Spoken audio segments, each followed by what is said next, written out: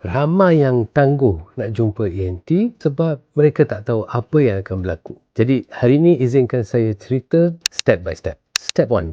Bila datang, mula-mula Dr. ENT akan tanya khabar dulu. Apa jadi, kenapa jadi, berapa lama dah, apa aggravating factor dia, apa relieving factor dia. Maksudnya, apa yang membuatkan keadaan tu lagi teruk dan apa yang membuatkan keadaan tu lebih lega. So, step 2.